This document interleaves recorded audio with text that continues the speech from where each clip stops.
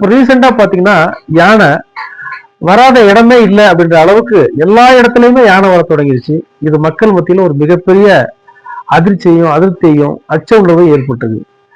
எங்க போனாலும் யானை.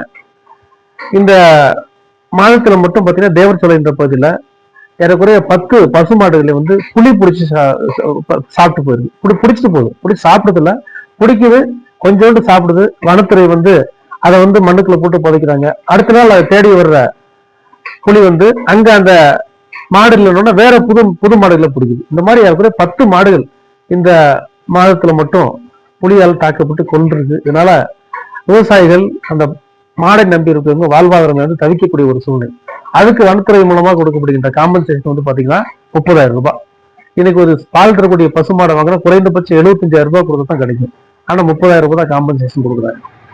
யானை பாத்தீங்கன்னா எல்லா இடத்துலயுமே தொடர்ந்து வந்துகிட்டு இருக்கு. முதுமலை புலிகள் காப்பகத்துக்கும் மக்கள் வாழக்கூடிய பகுதிக்கும் இடையில அகழி வெட்டி சூரிய ஒளி மின்வெளி போட்டாங்கன்னா அந்த யானையை ஊருக்குள்ள வராம தடுத்துடலாம். அதுக்கும் இந்த வனத்துறையோ அல்லது இந்த அரசாங்கமோ மாவட்ட நிர்வாகம் முறையான நடவடிக்கை எடுக்கல. ஏறக்குறைய வீதியில் இறங்கி என்னுடைய இந்த 4 ஆண்டு காலத்துல ஒரு 15க்கும் மேற்பட்ட போராட்டங்களை நடு ரோட்ல உட்கார்ந்து ஆயிரக்கணக்கான மக்களை திரட்டி இந்த அரசாங்கத்துக்கு எங்களுடைய பிரச்சனைகளை சொல்லணுன்ற எண்ணத்தோட பல போராட்டங்கள் நம்ம நடத்தியிருக்கோம். ஆனால் அரசாங்கமும் சரி, வனத்துறையும் சரி, மாவட்ட நிர்வாகம் சரி, ஏனோ கண்டும் காணாமல் இருக்கிற ஒரு சூழ்நிலை தான் இன்னைக்கு இருக்குது. நிரந்தரமான ஒரு தீர்வு ஏற்படுத்துறதுக்கான எல்லா வாய்ப்புகள் இருந்தும் அரசு அதற்கான முயற்சி இதுவரை எடுக்கல. சட்டமன்றத்துல பேசியும் பயனில்லை, மக்கள் மன்றத்துல பேசியும் பயனில்லை, போராடியும் பயனில்லை, சாலையில உட்கார்ந்து போராடியும் பயனில்லை. எதுவுமே அரசாங்கத்துடைய காதுகளுக்கு எட்டாத ஒரு சூழல் தான் இன்னைக்கு இருக்கு. எனவே இந்த கூடலூர் மக்களை பொறுத்தவரை வாழ்வதற்கு ஒரு சொர்க்க பூமி இது.